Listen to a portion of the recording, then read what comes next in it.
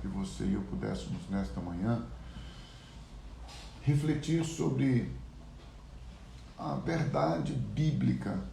Eu não falo isso por um pensamento positivo, uma ideia de repetição, como se isso fosse, eu pegasse e repetisse isso 200 vezes e isso fosse se tornar uma realidade, não. A palavra de Deus é clara em nos dizer que diante do conhecimento nós precisamos da revelação. E esta revelação da palavra que gera fé em nós. A fé vem pelo ouvir, o ouvir pela palavra. Então, quanto mais você e eu temos a palavra no nosso coração, na nossa mente, quanto mais nós somos habitados, por isso a Bíblia diz, habite ricamente em vós a palavra de Cristo.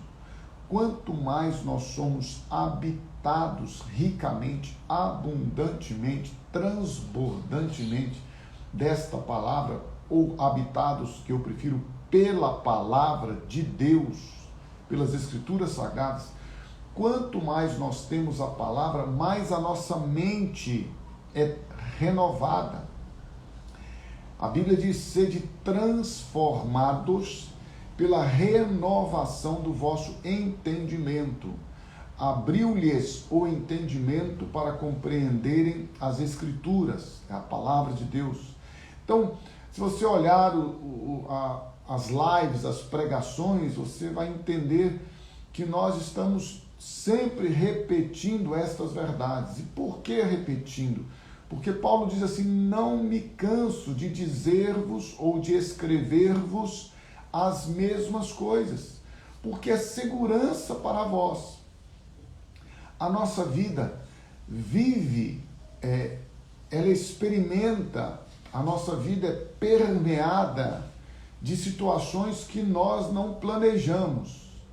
Muitas vezes que nós não fizemos nada, na verdade, para que aquilo que acontece, aquilo que está acontecendo, nós até fiquemos assim diante de Deus. Senhor, por quê? Por que comigo? Por que eu? Não é? Por que uma pessoa que nunca bebeu, nunca fumou, nunca teve uma vida desregrada, sempre se alimentou bem, de repente desenvolve uma cirrose, algo que está muito, não que seja somente, mas está muito ligado ao consumo de álcool. Então a pessoa fala, mas por que eu? Por que uma pessoa que tem a vida totalmente controlada no sentido da boa saúde, uma pessoa saudável, de repente desenvolve um enfisema pulmonar ou uma doença? E aí a gente fala, Senhor, o que está acontecendo? Por que comigo? Então, meu irmão, minha irmã, eu preciso ter isto para a sua vida e para a minha vida. Não pense você que eu também não questiono certas coisas. Por vezes, eu me vejo questionando certas situações na minha vida, na minha história, e eu questiono, porque eu sou humano, sou limitado, sou finito, sou gente, tenho minhas fraquezas, eu questiono. Isso não significa que eu vá viver ou que eu vá ponderar a minha história pelos questionamentos que eu faço. Eu os faço. Por que faço? Sei lá, faço porque sou ainda imaturo, porque ainda não amadureci o suficiente para não fazê-los, mas eu faço.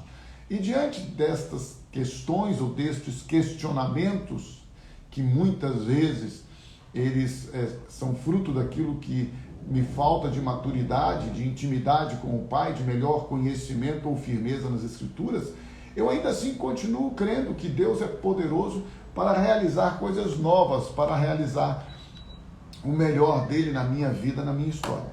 E diante desta convicção, a palavra de Deus que eu disse, gostaria que você abrisse comigo, por gentileza, em Filipenses, capítulo de número 4, Filipenses, capítulo de número 4, é um texto muito conhecido, é verdade, mas que eu penso que nós podemos refletir e meditar nesta verdade tão clara, tão atual, talvez, para você e para mim, nós que estamos vivendo situações de tantas tribulações, limitações, até necessidades, porque Até então a gente pensa na necessidade como algo de comer, beber, vestir, e é verdade que temos estas. Mas veja, hoje nós temos necessidade de UTIs, nós temos necessidade de vacinas, nós temos necessidade de uma estrutura de recursos humanos para a aplicação, para a administração destas vacinas, para o cuidado com os enfermos. Então, eu tenho orado, se não todos os dias, mais de uma vez eu penso, mas todos os dias eu posso dizer que eu tenho orado pelos profissionais da área da saúde, como eles estão sobrecarregados, cansados, estressados. Então a gente precisa orar por essas pessoas que estão na linha de frente, né? Orar para que Deus domine os governantes, para que estes abençoem a nação, as pessoas. E tudo isso você e eu vivemos no nosso dia a dia. Hoje, penso eu, nós, de uma maneira bem ampla, são mais de 370 mil mortos. Então é bem provável que, se não na nossa família, muito próximo à nossa família, nós tenhamos presenciado, participado de alguém que perdeu um familiar. Isso faz com que você e eu possamos entender, então, a nossa fragilidade e impotência. E diante destas circunstâncias, se nós, você e eu, não nos firmarmos na palavra de Deus, meu irmão, provavelmente vamos sucumbir. Ou sucumbir na nossa fé, perderemos a nossa fé. Não ache você que você não perde a sua fé, não. Se você e eu nos distanciarmos da palavra, nós perderemos a nossa fé. A fé vem pelo ouvir, ouvir pela palavra. Não adianta você achar que teve uma experiência com Deus, que você é um cristão, que você já foi batizado nas águas, que você já teve uma experiência com o Espírito Santo e agora nada. Não, você precisa, eu preciso, nós precisamos permanecer na palavra de Deus. Jesus foi muito claro, meu irmão e minha irmã, aquele que permanecer, aquele que perseverar. A Bíblia chega ao ponto de dizer que a tribulação nos leva à perseverança. Então, Filipenses capítulo 4, a partir do versículo 11, o apóstolo Paulo diz assim: eu não estou dizendo isso porque esteja necessitado, pois eu aprendi, eu gosto desta tradução, a adaptar-me a toda e qualquer circunstância. Não necessariamente eu tenho prazer, eu gosto, eu estou em uma condição confortável em relação àquilo que eu estou vivendo, ou aquilo que eu preciso, que eu devo viver. Mas ele diz: eu aprendi a adaptar-me a toda e qualquer circunstância. Sei o que é passar necessidade e sei o que é ter fartura. Olha, irmãos, Jesus disse assim: aprendei de mim, que sou manso e humilde de coração, e encontrareis descanso para a vossa alma. O aprendizado, disse Jesus, é algo que você e eu precisamos iniciar desde a nossa conversão e continuar sendo aperfeiçoados por este aprendizado, por este ensino, até a volta de Jesus. Foi por isso que ele diz: ide por todo mundo, pregai o evangelho a toda criatura, batizando-os em nome do Pai, do Filho e do Espírito Santo, ensinando-os a guardar todas as coisas que vos tenho ordenado. E aí vem a promessa maravilhosa, não vamos entrar no mérito ainda: e eis que estou convosco todos os dias até a consumação dos séculos. Então, o aprendizado na sua, na minha, na nossa vida, ele é constante, ele é contínuo, e ele deve ser crescente à medida que nos leva, que nos conduz a sermos cada dia mais parecidos com Jesus. Vimos ontem à noite na pregação e na reflexão de ontem à noite que Deus tem um propósito de ter muitos filhos semelhantes a Jesus. E é para isso que Ele nos chamou. E é para isso que Ele tem nos preparado. É para isto que ele tem a cada dia estabelecido na sua, na minha, nas nossas vidas, o poder da sua palavra. E então o apóstolo Paulo diz: eu aprendi a adaptar-me a toda e qualquer circunstância. Eu sei o que é passar necessidade, sei o que é ter fartura. Olha só, irmãos, aí ele diz assim: aprendi, aprendizado, a gente aprende, a vida nos ensina. Aprendi o segredo de viver contente em toda e qualquer situação. Seja bem alimentado, seja com fome, tendo muito ou passando necessidade, eu aprendi o segredo de viver contente em toda e qualquer situação. Então, Paulo está trazendo para você, para mim, uma revelação poderosíssima. Ele está revelando o segredo. Ele diz: eu aprendi. Ele não vai deixar oculto. Irmãos, o que Paulo deixou oculto foi o que ele viu no paraíso. Isso ele deixou oculto, não foi porque ele não teve vontade de falar, é porque foi-lhe dado um espinho na carne para trazer para a sua humanidade a humilhação, sim, a restrição, a limitação, porque se ele fosse expressar, falar o que ele tinha visto lá no paraíso, as pessoas iriam idolatrá-lo. Já o fazem sem ele ter compartilhado essas coisas. Ele já foi canonizado, já é referenciado como alguém que poderia fazer algum tipo de intercessão nos céus e não pode, porque ele morreu, está morto e só será ressuscitado quando Jesus Cristo voltar. Ele mesmo deixou isso muito claro. Mas, então, agora aqui, ele não deixa oculto, ele não tem nada que o impeça de expressar, de trazer à luz aquilo, ou por meio e como ele aprendeu. Olha só, é muito lindo isso. Ele aprendeu a adaptar-se. Ele aprendeu o segredo de viver contente. Diante do que você e eu estamos vivendo hoje, deve haver contentamento e gratidão. Eu sei, meu irmão, eu falei isso ontem à noite, né? Vou citar um pouquinho do que eu falei ontem à noite lá na comunidade, que parece loucura às vezes, diante das perdas, diante das circunstâncias contrárias, diante das tribulações, diante das provações, nós ainda rendermos graças a Deus. Enquanto as pessoas, o mundo gostaria que nós estivéssemos murmurando, reclamando, né, abandonando a nossa fé, abandonando o nosso estilo de vida cristã, não estilo no sentido de style, né, no sentido de proceder para a visualização dos outros, não, no sentido interior. Eu não prefiro usar essa palavra estilo de vida, né, mas enfim, é de dentro para fora, é algo que vem de dentro. Então Paulo diz assim: olha, gente, eu aprendi a adaptar-me a toda e qualquer circunstância.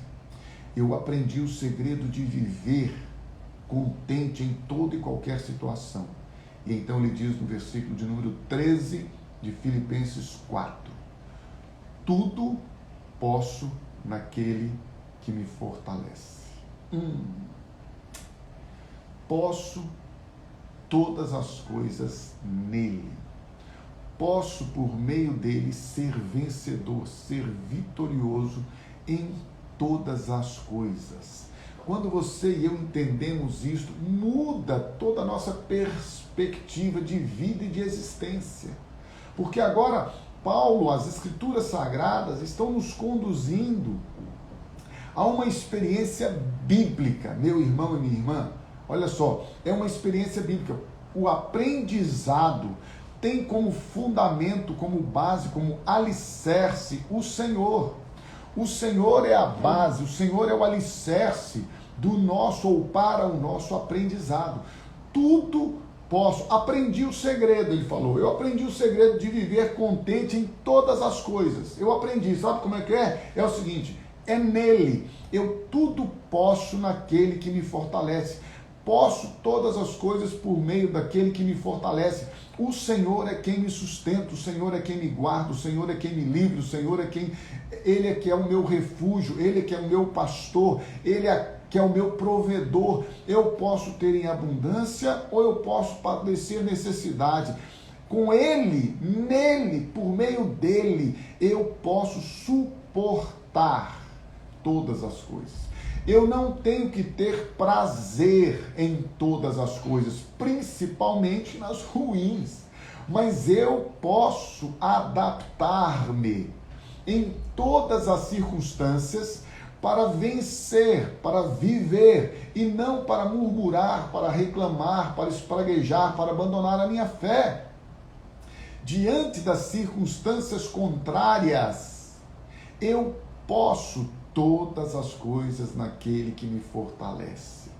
E Ele que me fortalece é poderoso para fazer, para realizar, para cumprir, para estabelecer, para desenvolver. Gente, vida cristã é vida de desenvolvimento, é vida de crescimento. Vida cristã é vida de relacionamento, de intimidade com o Pai, que nos corrige, que nos disciplina como a filhos a quem Ele ama. E a partir desta disciplina, desta correção, Ele vai nos aperfeiçoando, vai nos moldando como um barro mole, que ainda não secou, nas mãos do oleiro. Deus vai nos moldando como um ferro que tem resistência de uma forma poderosa depois que está frio. Ele nos molda, Ele nos leva à fornalha ou na fornalha, Ele nos coloca lá para experimentarmos a humilhação, a rendição. Ele nos coloca lá para que nós possamos entender que de nós mesmos, em nós mesmos, não há força, não há poder, não há nada, não há pensamento positivo, não existe religião, não existe religiosidade, não existem doutrinas humanas, preceitos, regras, nada existe quando você e eu estamos na fornalha, quando o fogo está nos derretendo. Nós podemos entender que Ele vai nos moldar, e quando formos moldados conforme Ele quer, sairemos de lá, como diz uma palavra grande e bonita, resiliente. Sairemos de lá com uma maior resistência do que quando entramos. Então deixa eu lhe dar uma notícia: em Cristo Jesus, quando nós nele estamos firmados, por Ele somos sustentados, por Ele somos ensinados, pela Sua palavra somos moldados, libertados, santificados, renovados, transformados nos mínimos detalhes, no nosso espírito, alma, mente, corpo, em todo o nosso ser, no nosso caráter, na nossa personalidade, nos nossos relacionamentos. Nós seremos a cada dia sustentados, fortalecidos por Ele. Por isso o apóstolo Paulo diz: eu aprendi, é um aprendizado. Tudo posso naquele que me fortalece. Posso todas as coisas, tudo posso nele, por meio dele, da sua palavra, da sua graça, do seu poder. Em Cristo eu sou mais do que vencedor. Nele eu aprendi o contentamento. Gente, veja que coisa tremenda.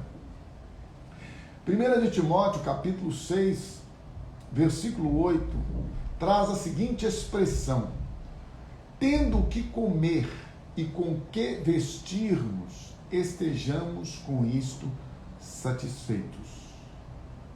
Isto é algo que eu, a cada dia, preciso aprender. Eu não sei você, mas o impulso do consumismo, de comprar, de ter, de adquirir coisas que nós não precisamos, eu não vou dizer que é nato, faz parte da nossa natureza, mas eu até acho que faz da natureza decaída e a gente precisa se despojar disso. Como que nós compramos, adquirimos o que nós não precisamos, gente? É impressionante. É impressionante. cada um em uma área, tá? E não vem... Aí a pessoa te diz assim, não importa com roupa, não. Eu sei que você não importa com roupa, você importa com eletrônico. Você importa com equipamento eletrônico, você importa com carro, você importa com o seu hobby, cada um com a sua área. Eu não estou dizendo só de roupa, porque a Bíblia falou, tendo que comer, tendo que vestir, eu já tenho, eu sou uma pessoa extremamente equilibrada, porque eu sou satisfeito com o que eu já tenho, mas e as outras áreas? Cada um na sua área. Não adianta você vir falar comigo. É como a pessoa que é miserável, pão dura, suvina, ela não compra, não faz nada, não gasta. A pessoa fala, nossa, essa pessoa, ela é tão assim satisfeita em ter, né, as coisas simples. Olha, não, errado, enganou, deu o baile na gente. É que o Deus dela é o dinheiro, ela quer juntar dinheiro. Ela não compra nada, não é porque ela não quer, não. É porque na cabeça dela ela precisa juntar, porque um dia ela pode ficar doente, um dia ela pode precisar. São as pessoas que vivem inseguras. Eu não estou dizendo para você não ser previdente. Seja previdente, pense no seu futuro. Eu, por exemplo, eu sou a pessoa que mais preciso pensar em previdência. Porque eu vou viver até os 120 anos. Então você imagina bem, eu preciso de pensar como é que eu vou me sustentar, ser sustentado. Pode ser que daqui a pouco eu coloque para os meus genros já cuidarem de mim, né? Falar, genro, agora eu já arrumei as filhas para vocês, aí quando eu tiver mais idoso, coloco as netas também, enfim, a gente pode arrumar um outro jeito, mas eu preciso pensar. Quem vai viver muito tem que pensar no futuro, tem que pensar nos recursos. Agora, veja bem, tem gente que é suvina, tem gente que faz questão de detalhes. Então, o que Paulo está dizendo, insisto e repito, não é só questão do vestuário, é questão da motivação do coração, meu irmão. É questão de contentamento com o que se tem. É você e eu não sermos pessoas que gastamos aquilo que Deus nos dá. Olha que ponto importante, irmãos. E eu vigio isso na minha vida. Se Deus é quem me dá os recursos que eu tenho que honrar a Deus na maneira como eu gasto, como eu invisto esses recursos. Então, o contentamento é algo que você e eu precisamos desenvolver a partir do princípio da simplicidade. Deus não quer ninguém nu, Deus não quer ninguém desprovido de recursos, não é isso que Deus está propondo. O que Deus está dizendo para você e para mim é o seguinte, olha, eu vou te abençoar. E com o que eu te abençoar, esteja você contente. O contentamento, tendo que comer, tendo que vestir, segundo o apóstolo Paulo escreve, segundo o apóstolo Timóteo, segundo todos aqueles que estão vivendo isso naquele momento na igreja, ele está dizendo, olha Timóteo, se você tem aí o que comer e vestir, fala com a turma para ficar contente, eu aprendi.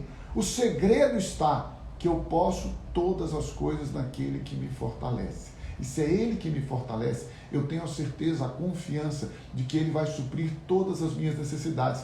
Ainda que eu as tenha em abundância, e ainda que eu desfrute do melhor desta terra, ainda que eu possa receber dele toda a provisão abundante para que ele supra não só minhas necessidades, mas também me permita regalar-me com a abundância, ainda assim o contentamento por tudo aquilo que eu tenho ou não tenho, deve ser uma prática da minha vida e da minha experiência com aquele que tudo faz com que eu experimente de maneira agradável e equilibrada.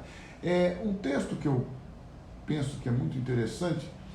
Algumas versões não trazem essa palavra, outras sim. 2 Timóteo 1,7 diz assim, pois Deus não nos deu espírito de covardia, mas de poder, de amor e de equilíbrio. Eu acho legal essa expressão. Eu quero receber de Deus um espírito de harmonia, de equilíbrio. 1 de Pedro 5,7, lancem sobre ele toda a sua ansiedade. E aí vem uma expressão linda, porque ele tem cuidado de vocês, porque ele tem cuidado de vós. Veja, gente, Deus é o Deus que em todo tempo nos oferece, nos dá tudo aquilo de que nós temos necessidade. Né? Fui bem enfático ontem com isso, pela manhã e à noite. Deus não nos dá o que nós queremos, Deus nos dá o que nós precisamos. Quando Ele nos dá além do que precisamos, Ele nos dá para que nós possamos repartir com aqueles que têm necessidades. Quando Ele nos dá além do que nós precisamos, além do que nós repartimos, aí você pode usufruir, não tem problema nenhum. Não é pecado viajar, não é pecado adquirir coisas materiais, bens, não é pecado fazer reserva, não é pecado isso. Você e eu não podemos ter a nossa segurança nestas coisas. Não podemos ter o nosso prazer e realização nessas coisas. Não sei se está dando para ficar claro para você, eu espero que sim.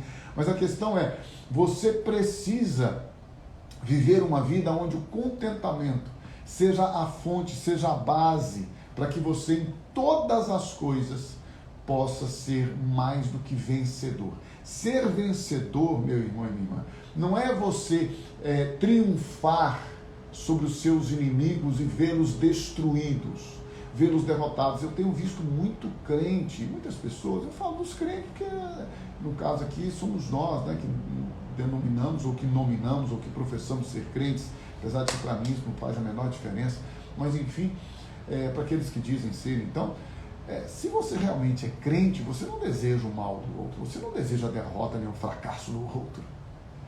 Eu às vezes fico vendo gente que quer que Deus vingue, Deus vai vingar, Deus vai punir, Deus vai castigar, você vai ver, aqui se faz, aqui se paga, você vai ter... Meu irmão,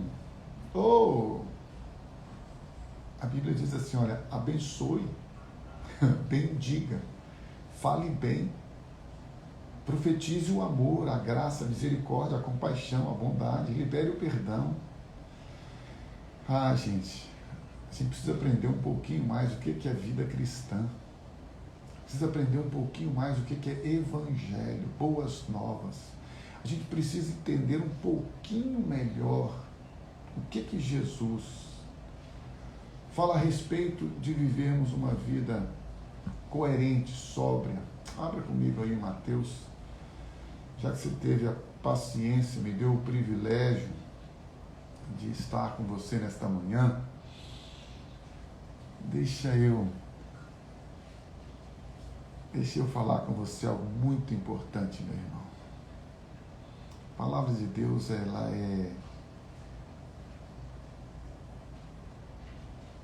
é de bênção. Nós não somos profetas do caos. Eu já ouvi as pessoas dizendo assim, Deus vai pesar a mão. Gente, só de você sair debaixo da mão de Deus, você já está debaixo das mãos do diabo. Deus não precisa pesar a mão sobre ninguém. O diabo veio roubar, matar e destruir. Nós, você e eu, precisamos estar guardados debaixo da sua mão. Nós é que precisamos nos refugiar. Ele é o nosso refúgio, nossa fortaleza. Quando nós saímos debaixo das mãos do Senhor, quando nós abandonamos o seu refúgio, a sua fortaleza, o seu esconderijo, nós damos lugar ao diabo. E se dermos lugar ao diabo, ele veio para roubar, matar e destruir.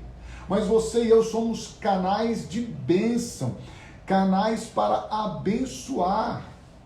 É que Jesus, ele é tão enfático nestas coisas.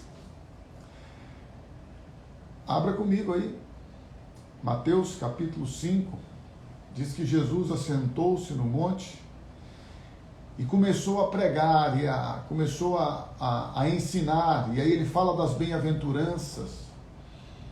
E então depois, mais abaixo, no capítulo número 6, olha que coisa tremenda. Jesus diz assim, vocês não devem tratar as pessoas, é isso que ele fala de forma muito explícita. Quando vocês estiverem tratando as pessoas, que a justiça de vocês seja muito além, tem que exceder, falamos sobre isso também.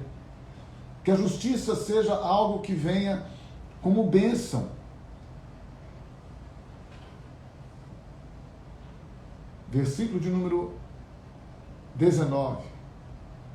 Não acumuleis para vós outros tesouros sobre a terra, onde a traça e a ferrugem corroem, e onde os ladrões escavam e roubam, mas ajuntai para vós outros tesouros no céu, onde a traça nem ferrugem corrói, onde os ladrões não escavam nem roubam, porque onde está o teu tesouro, aí está o teu coração, também o teu coração. Se o teu tesouro, se o teu valor está em ver a derrota das pessoas, o seu coração está em trevas. Gente, Deus olha o coração. Você não é canal de maldição, de caos, de perseguição. Não deseja o mal para as pessoas. Deseja o bem para elas. Se você sabe fazer o bem e não faz, você comete pecado.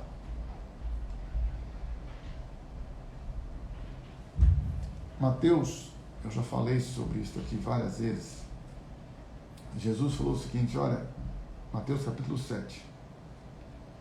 Se você não entender essas coisas, a inveja é terrível, viu, gente? A inveja está tomando conta do coração das pessoas, principalmente dentro das igrejas, inveja dos irmãos, inveja do sucesso do outro, inveja da prosperidade do outro. Meu irmão, se alegre com a prosperidade dos outros. Você já viu que é mais fácil a gente falar mal das pessoas, olhando seus defeitos, criticando, do que exaltá-las, honrá-las, prestigiá-las, celebrar com elas a vitória? Você já viu ou não? É som do seu coração para você ver. Jesus, ele lá em Mateus 7, né, ele fala isso de forma muito clara. Aquele que ouve estas minhas palavras, 24, e as pratica, será comparado a um homem prudente. Este homem foi lá e edificou a casa dele sobre a rocha. Vieram os rios, transbordaram, chuva, vento, deram com ímpeto contra aquela casa, mas ela não cai não. Sua casa não vai cair. Sabe por quê? Porque ela foi edificada sobre a rocha. Toma o seu coração nesta manhã, toma todos os seus pensamentos nesta manhã e lança sobre Cristo, e lança nele. Pega a sua mente e lance em Cristo, não só suas ansiedades. Volte-se para a palavra. Se você puder, leia Mateus 5, 6 e 7 hoje. Cabe esta reflexão aqui. Tire um tempinho para você ler. Leia a palavra de Deus. Você vai conhecer mandamentos bíblicos tremendos. Esse Sermão do Monte, para mim, se não houvesse o Evangelho ou os Evangelhos e as cartas escritas, se você e eu tivéssemos só Mateus 5, 6 e 7 para lermos, para conhecermos a pessoa e os mandamentos de Jesus, já nos bastariam para uma vida maravilhosa. Você e eu precisamos entender que cristianismo é viver contente, é aprender. Guarde esta palavra, aprendizado. Por isso que Jesus estabeleceu o discipulado, para que haja ensino e aprendizado. Quando existe ensino e aprendizado, você aprende a viver contente em todas as coisas, a adaptar-se a todas as circunstâncias e a estar contente com o que você tem, com o fundamento básico de ouvir a palavra e praticá-la. Quando o apóstolo Paulo diz, tudo posso naquele que me fortalece, ele está dizendo, diante das minhas fraquezas, limitações, inquietudes, ansiedade, incertezas, insegurança, diante das minhas fragilidades, diante da minha humanidade, eu tudo posso naquele que me fortalece. Por quê? Porque não sou mais eu quem vive. Quem é que vive? Cristo vive em mim. Que o Senhor te abençoe, que o Senhor te renove, que o Senhor te dê a paz neste dia. Este é o desejo do meu coração, que você tenha uma paz abundante e transbordante. Mas eu queria pedir a você nesta manhã mais uma vez, que você se disponha a aprender. Vinde a mim, vós que estáis cansados e oprimidos, e eu vos aliviarei. Aprendei de mim, que sou manso e humilde de coração. Aprendizado. Vamos aprender. O que Deus vai nos ensinar hoje? Qual vai ser o aprendizado de hoje? O que você vai chegar no final do dia, hoje à noite? Hoje de madrugada, irmãos, eu estava orando, e fui orando, e orando por uma situação, de repente, olha que coisa maluca, eu orando por uma situação, de repente, eu me vi na própria situação. Eu me vi. Não estava orando por mim, não fui pedir por mim. Estava orando. Eu me vi sendo corrigido, disciplinado, logo de manhã pela madrugada. Já fui logo disciplinado, já fui logo corrigido por este Pai amoroso, por este Pai celestial, bondoso e gracioso.